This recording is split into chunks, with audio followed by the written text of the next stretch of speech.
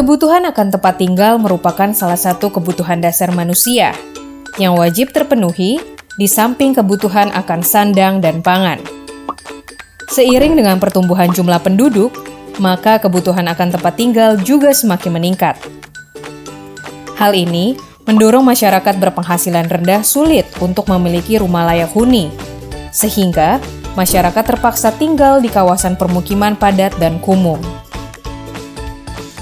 Dalam arah kebijakan dan strategi RPJMN 2020 hingga 2024, penanganan bidang perumahan dan permukiman dilakukan dengan meningkatkan akses masyarakat secara bertahap terhadap perumahan dan permukiman layak, aman, dan terjangkau untuk mewujudkan kota yang inklusif dan layak huni. Strategi pembangunan bidang perumahan antara lain, peningkatan penyediaan perumahan yang sesuai dengan tata ruang dan terpadu dengan layanan infrastruktur dasar permukiman serta peremajaan kota secara inklusif dan konsolidasi tanah dalam rangka mewujudkan kota tanpa permukiman kumuh. Selama ini, kegiatan yang telah dilaksanakan terkait penanganan permukiman kumuh yaitu bantuan subsidi pembiayaan perumahan, penyediaan hunian baru termasuk pengembangan public housing, peningkatan kualitas hunian, dan penanganan permukiman kumuh secara terpadu.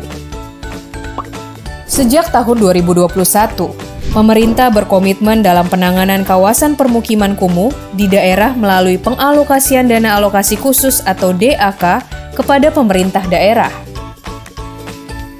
Pembangunan fisik, perumahan, dan permukiman dengan mengintegrasikan penyediaan fasilitas pendukung yaitu bidang air minum dan sanitasi menjadi sasaran utama dalam penanganan permukiman kumuh. Komitmen tersebut diimplementasikan pemerintah melalui DAK Fisik Tematik Pengentasan Permukiman Kumuh Terpadu tahun 2023 yang diarahkan dalam mendukung perbaikan kawasan permukiman kumuh secara holistik dan terpadu. Dengan lingkup kegiatan bidang perumahan yaitu pembangunan dan peningkatan kualitas rumah, serta prasarana-sarana utilitas atau PSU permukiman pendukungnya dalam skala kawasan. Selain itu, prasarana, sarana, utilitas permukiman yang berskala kawasan dan berbentuk sistem air minum dan sanitasi difasilitasi melalui DAK Fisik Bidang Air Minum dan DAK Fisik Bidang Sanitasi.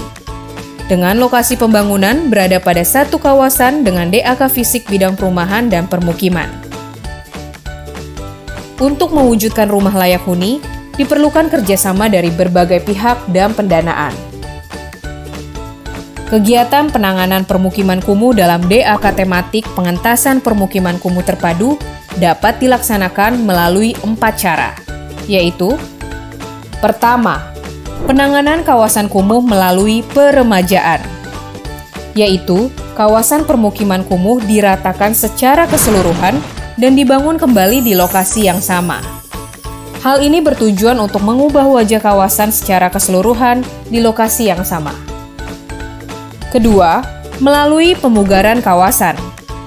Kawasan permukiman kumuh ditangani melalui perbaikan rumah-rumah yang tidak layak huni sehingga dapat mengembalikan fungsi kawasan permukiman menjadi lebih baik. Ketiga, penanganan secara relokasi. Masyarakat di kawasan kumuh dipindahkan ke lokasi baru yang lebih baik dan sudah disiapkan perumahan dan permukiman yang layak.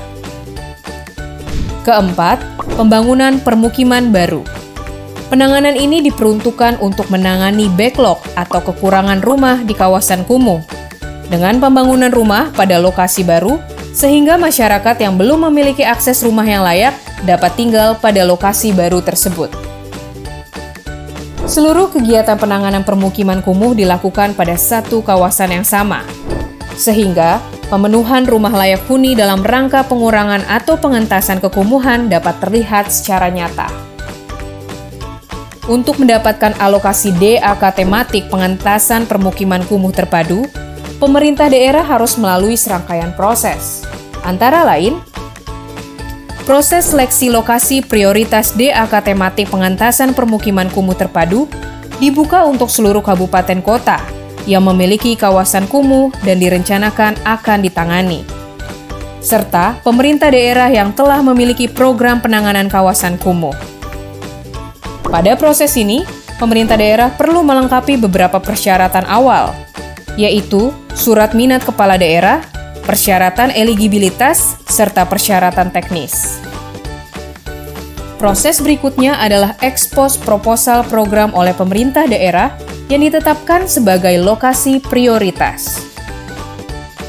Selanjutnya, penyampaian usulan beserta ridinas kriteria oleh pemerintah daerah dilakukan mengikuti proses pengusulan DAK melalui aplikasi Krisna yang sudah ada yang akan dilanjutkan dengan penilaian teknis oleh pemerintah pusat. Melalui kerjasama kita bersama, mari wujudkan perumahan dan permukiman yang layak bagi masyarakat.